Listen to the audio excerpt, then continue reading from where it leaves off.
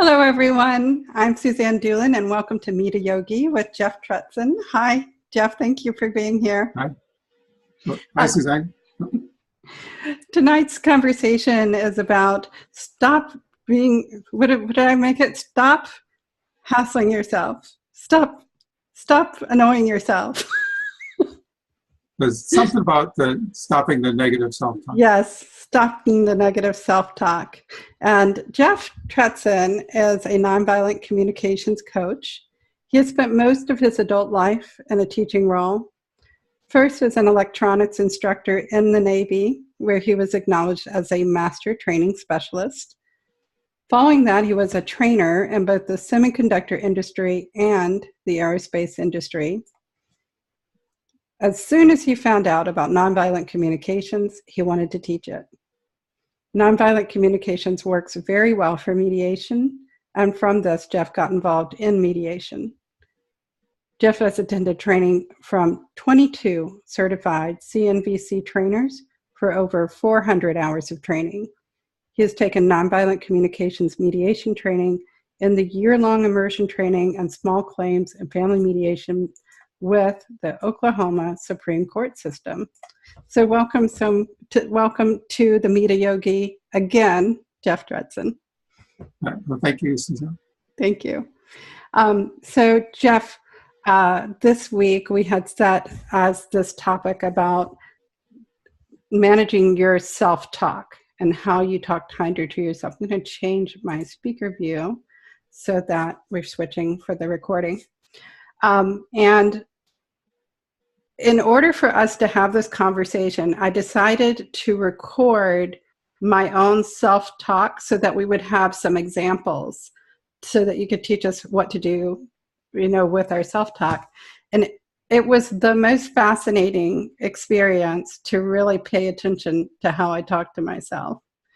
Have you had that experience too when you were learning about this? Did you start to be attentive to your own self-talk at some point? I'd already done a lot of work to get rid of feeling guilty and things like that. So I'd already, before I found out about nonviolent communication, it already wasn't that hard on myself, self-talk. So I didn't go through the same experience like you are of, becoming aware of it and then really doing it, that consciously like you did. I think that part of what I learned from the experience was, we're always talking about coming to the present moment, being in the now. And I realized I'd never really explored why.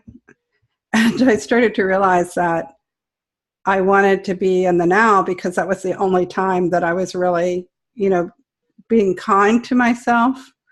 Just automatically, but then I realized that, I could actually just be kind to myself all the time. Coming into the present moment seems like more work than just being nice to myself.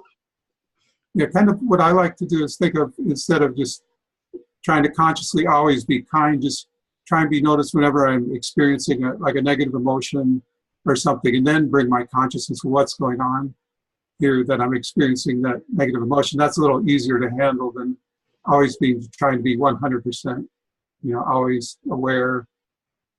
And the thing about the now is really the only time we have, but some people confuse that, well, then I can't plan anything, and I can't look at, well, what did I do in the past that I didn't like that I don't want to repeat? And that's not really what that means. What it really means is to be really focused on what you're doing in the moment.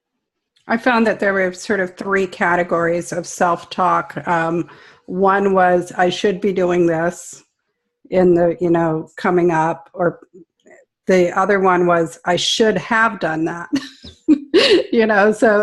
so looking forward to something in the future that I thought I ought to be doing, or then going to the past, looking at the past and thinking I should have done that.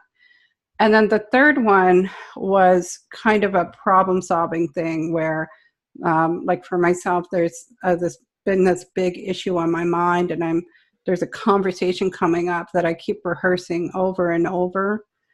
And I realized that it's kind of like I don't really trust myself to be kind in the moment.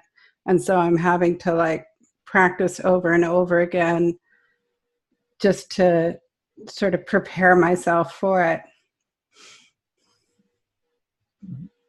Okay, so the one thing is to know is, well, what brings up the negative self-talk first? Right? Did you want to go through the examples? Yeah, we can go through some examples. So let me just pull up my notes. You'll see my attention move a little bit to my notes as we did this. So let me see if I can make them so that they're not fully in my attention. Okay, so on Wednesday, I started out by thinking I should be eating something healthy instead of stress eating. Do you want to go through these one by one, or do you want to hear them? Well, what were you doing at the time that you're calling stress eating? Gosh, this is all the way back at Wednesday, so probably eating a candy bar. Okay, so you want to eat something healthy instead of something like full of sugar and kind of empty calories. And then what you want to do with the negative self-talk is, well, there must be some need that you're meeting by doing it right now. Maybe you didn't have time to prepare healthy and you need something to get you going. So right, there's some need you're meeting.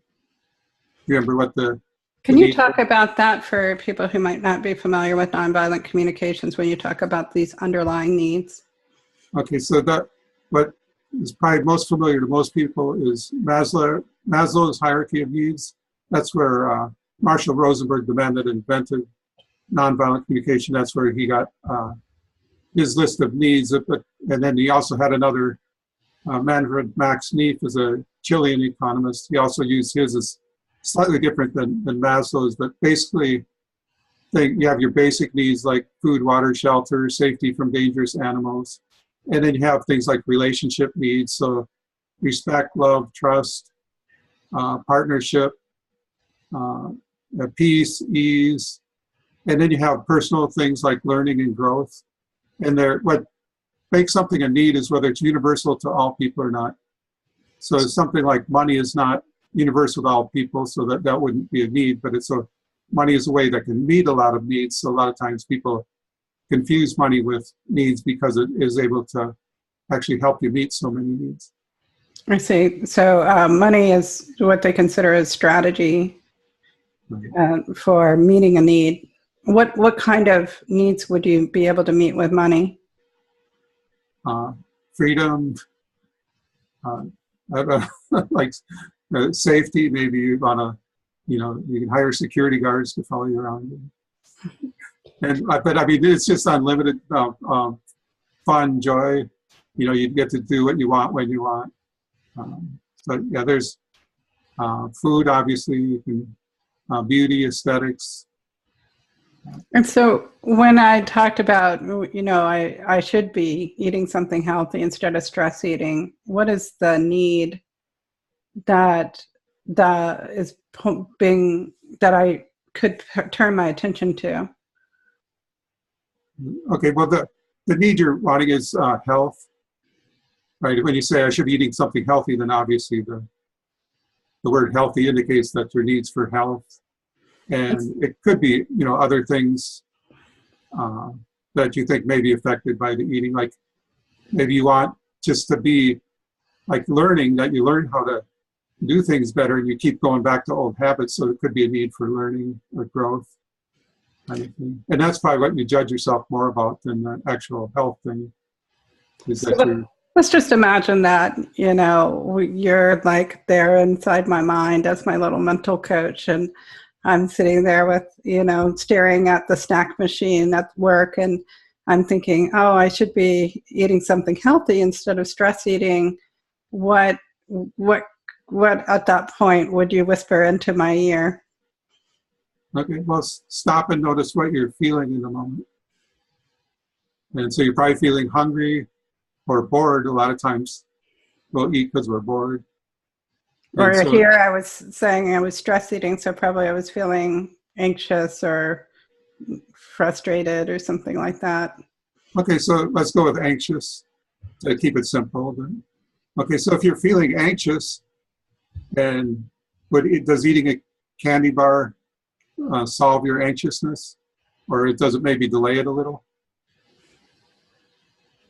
Oh, so you're answering yes, so it would help in the. I kind of learned actually that it was interesting that as I really paid attention recently, I sort of learned like it does sort of help, and that was nice to realize that in a way I was meeting a need. But I don't think it was necessarily the most direct way to help, but it helped in a way that like smoking a cigarette would help. Like it it helps. It's just, maybe in a sort of pacifying way. Right, and that's the beauty of needs, is that you are meeting your needs, whatever behavior you're taking. The thing is it really the way you want to? Have you consciously thought about it? So is this really the way I want to meet my needs? So, so for anxiety, your need would be for kind of like peace of mind, something like that, or ease, or maybe like competence. If you're worried, how well am I going to present at this meeting, or whatever. So what are things that would actually maybe develop competence, or what are some things that'll bring you peace? And maybe if you think about it, well, maybe the candy bar is the best thing right now. And because I haven't, spent any time practicing my speech, so I can't really change that right now. But then maybe in the future you'll say, well, maybe I'll practice my speech more, and then I won't be at this point of, I need a candy bar to calm down.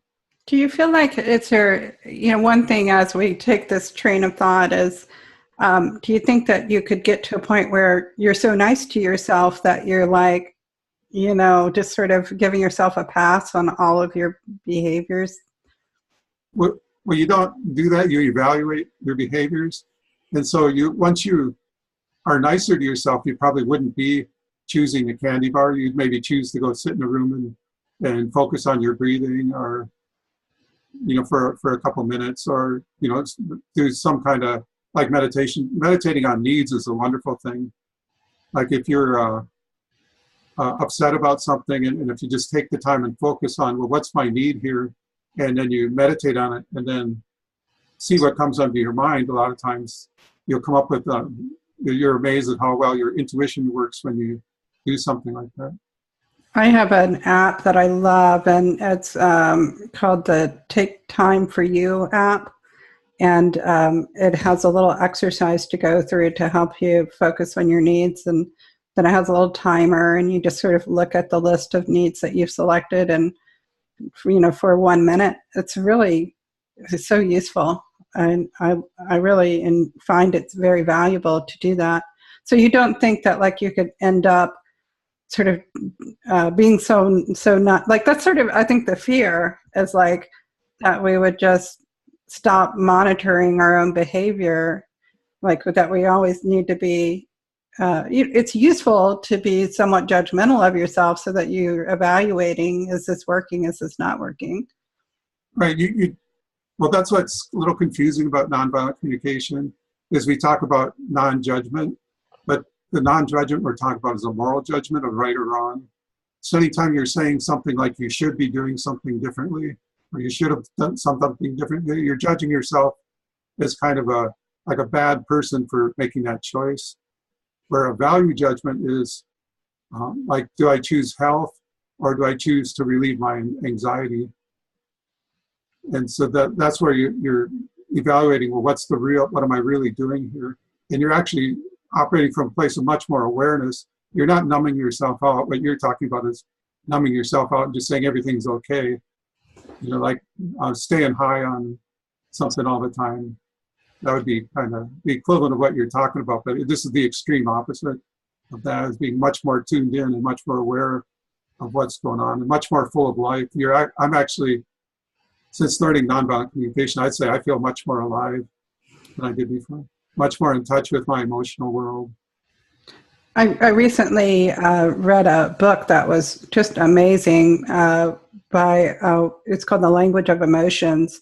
And it wasn't just like sort of some of the things that I've seen, particularly from Buddhist stuff about sort of like the negative emotions can be good. It was really taking a lot of those emotions that we define as negative and showing you physically how to feel them in your body as supporting you, fear, not as this thing that would bring you to your knees with terror, but as this healthy thing that was helping you to create boundaries and helping you to, keep yourself safe and to stay very fluid in these emotions. And what you describe reminds me very much of this, of her teachings. And it's like, sort of not shutting off all of these things that we have judged as being negative and allowing ourselves to use them as tools, like to create a fuller life rather than being so scared of them.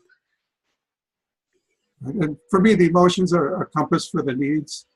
So if somebody tells me a negative emotion that they're experiencing, I can pretty much tell, well, this is, maybe there's 2 or 3 needs, and probably one of them will be right on, as that's what's the need that's really important in the moment.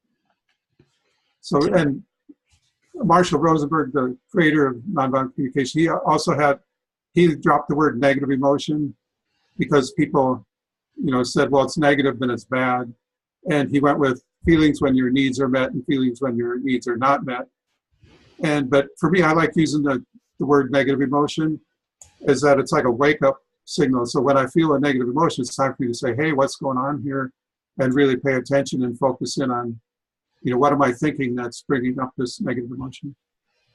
So you think that when you have what you would consider, what you would call a negative emotion, that's sort of almost giving you a signal to pay attention to your needs in a way that the more pleasurable ones are not? Well, it's basically, if you feel a negative emotion, you're thinking in a way that's not likely to get your needs met. And that's what the signal is telling you. And so when you can become aware of your thinking, then you can change it. But if you're not aware of it, then it's just kind of, your mind's just doing whatever. Like randomly zinging from one thing to another. So I want to do another example from this other category, that of the sort of looking to the past one, because this one, like I wish I'd done. So that one was, I should be doing this, which is sort of looking to the, Well, did you want to finish that other one? The stress eating one? Yeah. So after being aware of, what did you decide was really important to you? Was it health, or was it, what was? In that case, I think that what would be important to me was, I don't know how to say it as a need, sort of relieving my anxiety or So comfort. peace. Peace. Yeah. So if peace is important to you, what strategy do you think would be most likely to meet your need for peace? Not eating the candy. Wait, we had somebody came in, and oh, great. Okay, so hi. As you're coming in, I'm just going to change you so that we're not going to see your video while we're recording. And thank you for joining. And then what we're going to do, you can use the chat to communicate while we're doing the recording. So thank you for joining us. And then we'll open it up for questions after we finish recording. Okay.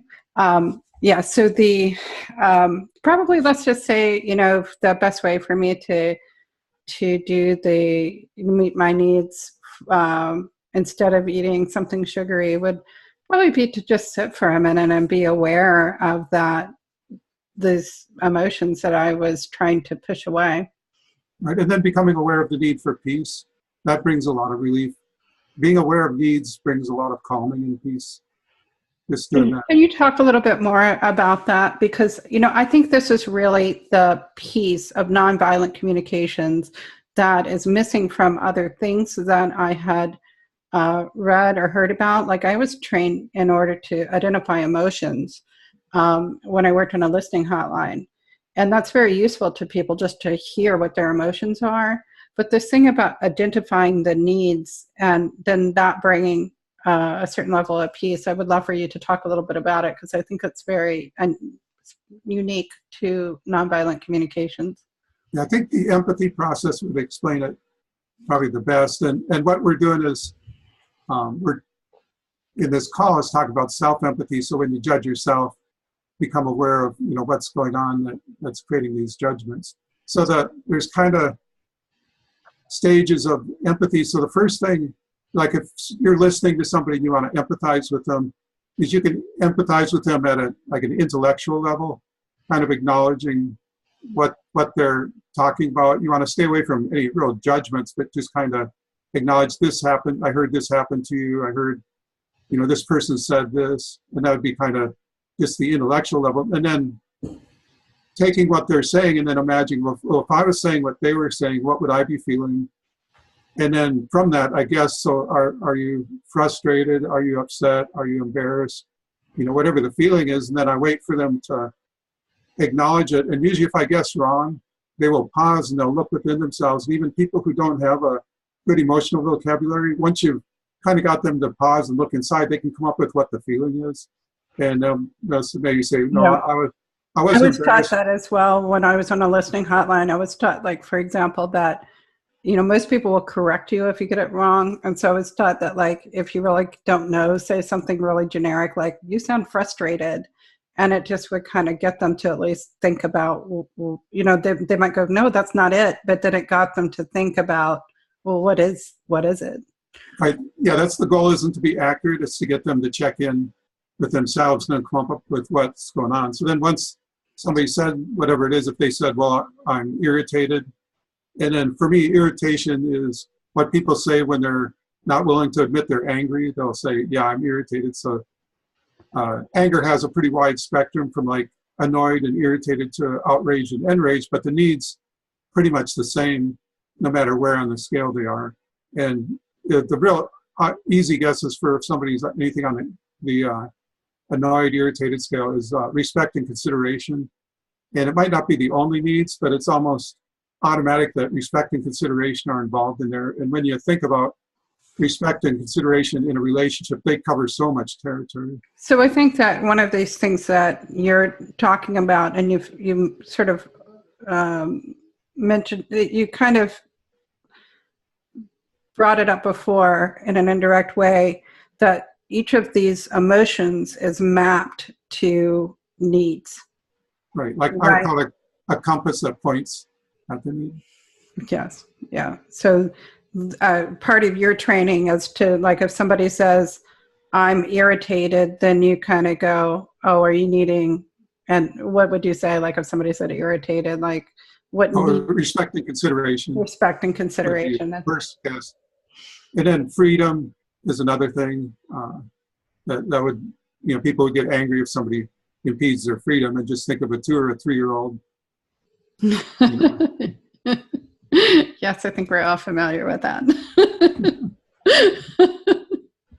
So you're able to see the need, and then is it? And you said that once people identify their needs, that kind of immediately helps to calm them down. Well, it kind of goes in stages. When you do the identify intellectually, it calms people down a little, and then when you identify at the emotional level, it's a pretty big, significant step beyond the intellect. And then the need is the real final releasing. But even with the needs, there's kind of like stages, like maybe somebody's, their need is growth, but they don't want to, or maybe self-acceptance, but they don't want to go directly there. And so then you might go through a whole round of, several rounds of emotions and needs, and then you finally get to self-acceptance, which is, I think, self-love and self-acceptance are kind of what everybody's really about. That's the needs that, if you go long enough, that's what you'll finally get to. But once you get a need that's important, you'll notice a huge shift in like body language and stuff. And then, can you also tell me, like, talk about this shift that you see in people as you identify needs? What do you, as like a mediator, when you see people identifying needs and it's sort of clicking for them, what's been aggravating them or what they've been struggling to say, And then finally, you're identifying for them what the need is. What change happens in the tenor of the conversation at that point? Well, they'll slow down their talking, or they might even stop talking completely. And that's one of the hard things for mediators to learn, is to allow silences. And then the big thing is, like, they might be like this, and all of a sudden it's really dramatic. When you say the need that's really important, there's no mistaking the shift in body language. But as the mediation goes along, the conversation slows and slows, and then eventually you want the mediator to disappear, and it's just the two people have gotten in such a calm place that they're able to talk directly to each other. Wow, that's incredible. It must be really magical to be a part of seeing that shift in tone when people are really conflicted. It's funny that sometimes the people aren't even aware of it. Like in a class, I'll say to everybody, did everybody see the shift in the body language? And everybody's going, yeah. And the person that did demonstrate the shift in the body language is looking around like, what are you talking about? It's the nonviolent communication is so natural. It's the way we're meant to talk and to be spoken to. And so I think a lot of times when I do it, people aren't even aware that it's happening. It just feels natural. It feels right. I'm curious. I know that, I believe that we've talked about this before, that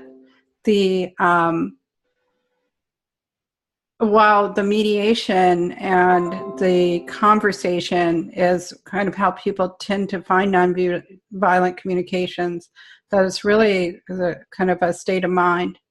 And it seemed to me, by doing this practice this week of becoming aware of my self-talk, that I started to really see it as a deeper philosophy, and not just a way to talk to other people or to avoid fighting. Yeah, it's really a spiritual practice disguised as a communication process, because you basically take on the values of acceptance and non-judgment, dropping moral judgment. And the things like, people have a hard time accepting things like no apologies or no forgiveness. Well, if you never condemn or see anything as wrong, then there's no need to apologize or no need to forgive. And I think that's what has been such a shift, is recognizing that without creating those judgments of right and wrong in my own mind, that it was still possible, and in fact much more natural, to be more relaxed, to be in this place where I felt like at the heart of it was that I realized that I didn't really trust myself. And that once I became aware of the fact that all of this was sort of the sense of, I don't really trust myself to make the right food choices. I don't really trust myself to, remember all the things that are important to me. That once I became aware of that being sort of the underlying thing that was happening with my self-talk, then I realized I could just trust myself. It was kind of this weird shift where I realized that I didn't really need to do all that. I just thought I did.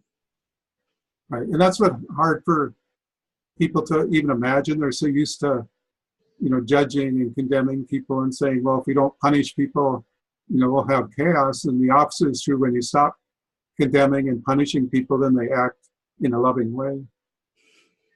I'll give you a little list of all of these things, and then maybe if there's one that's particularly interesting you, but I thought that this would just sort of give people a little, hint into a glimpse into my mind. So this was literally just like snippets of time where I remembered to record, but I should be mindfully paying attention to my emotions instead of stress eating. I wish I'd ordered my mom a birthday gift. I should have already sent my mom a thank you card. I forgot my shopping bag again. I should do my budget. The moon is so pretty. I should be blissfully and mindfully looking at it.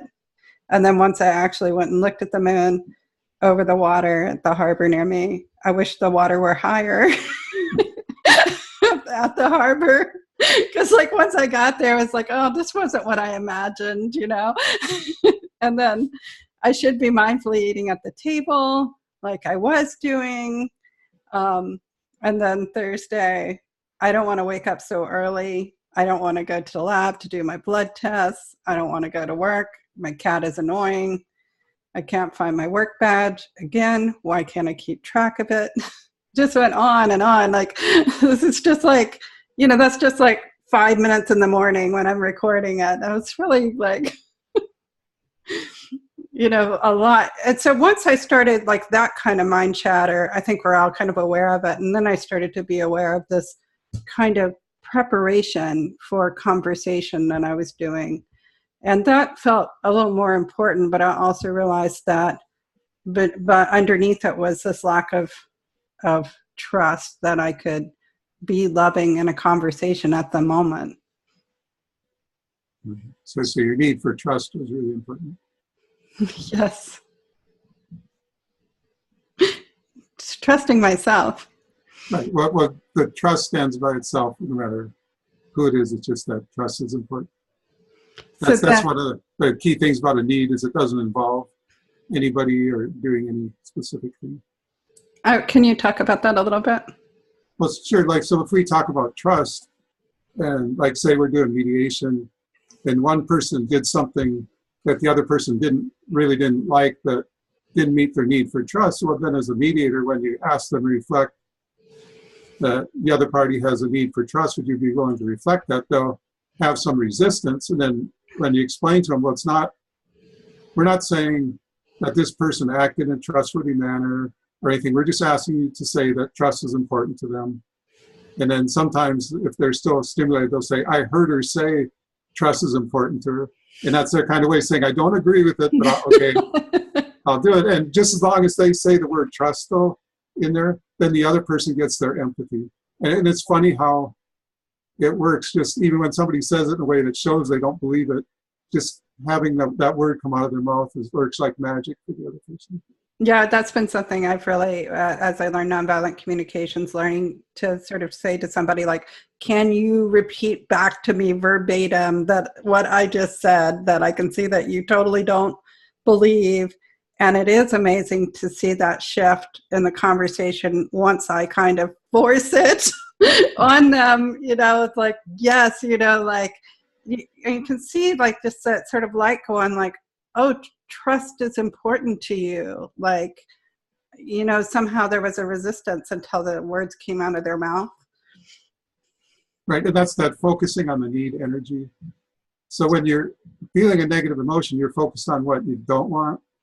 And then, like, the needs are always positive things. So whenever you focus on them, then you're focusing on the positive. And that always feels good.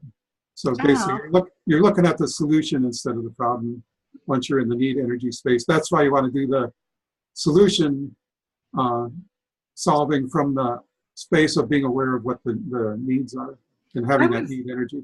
I was taught when I was on the listening hotline that, like, one of the things was we were taught that most people in the course of a call to a listening hotline, which could be relatively short, weren't actually going to get to the point of problem solving. And that a lot of times people just need us to sort of become aware of their emotions, which is why that was the main skill we were taught. And we were taught how to get to problem solving, but it almost, like, I would say like maybe 20% of the time we would actually get to helping people solve a problem.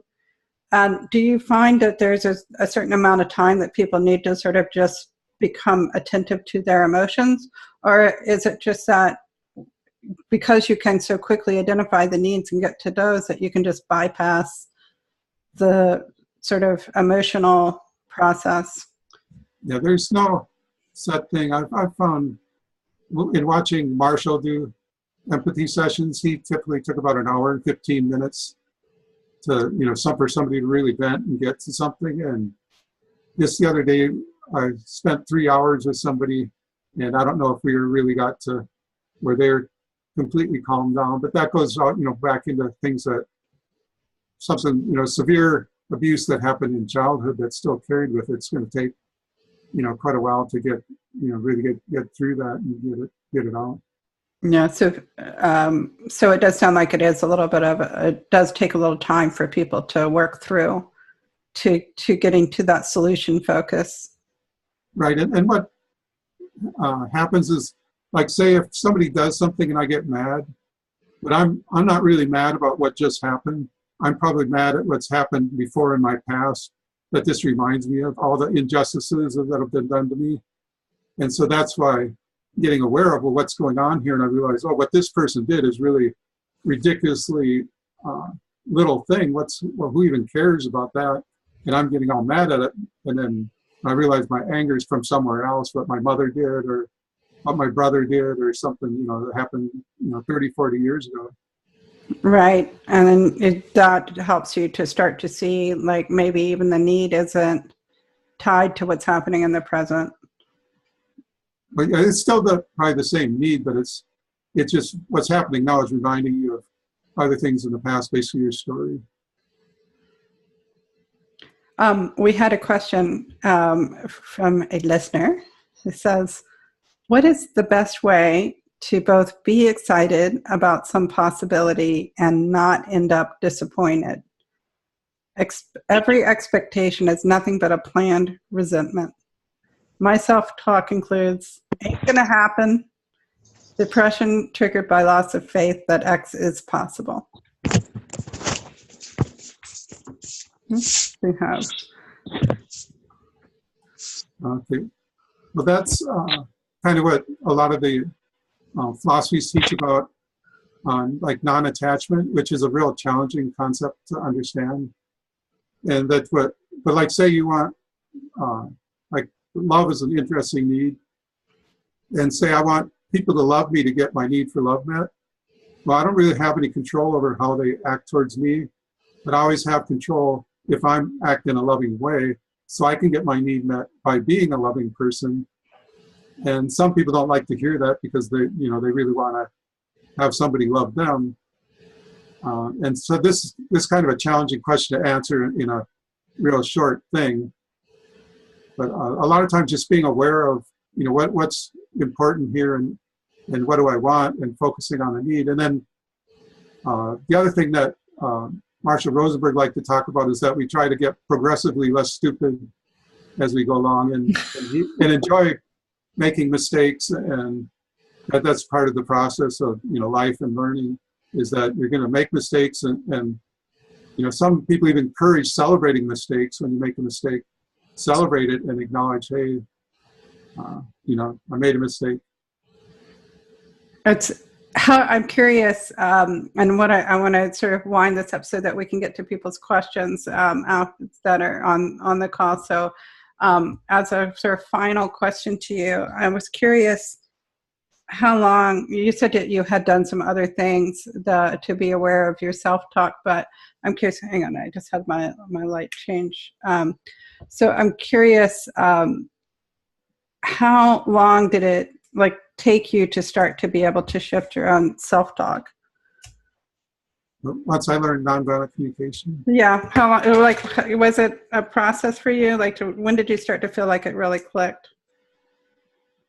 Yeah, see, I don't really remember having a lot of negative self-talk because I already worked through that, kind of through studying spiritual things. And the stuff I'd studied said, like guilt doesn't do you any good. So I really worked on not feeling guilt. So it wasn't this part. Have you worked with other people where this was a big practice for them? Yeah, I've seen it. Well, Marshall did a lot of work on this. I think it was one of his favorite things is working on the self-talk. And then the shoulds of things you believe you have to do. Like one of his favorite was a woman that thought she had to cook, and she went home and told her family she wasn't cooking anymore, and one of her sons said, well, thank God, she'll stop complaining.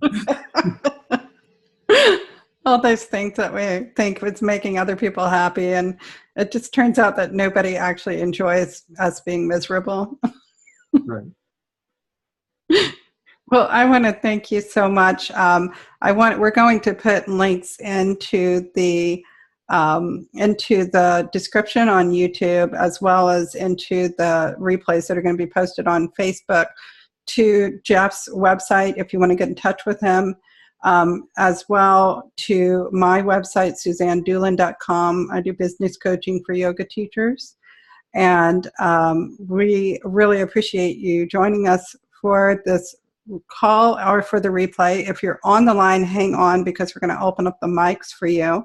And I'm just going to stop the recording. So before we do that, Jeff, thank you so much for being here. I love learning about nonviolent communications, and you're such a gifted teacher. Thank you.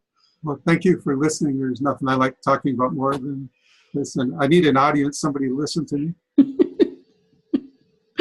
I love to listen to you talk about listening.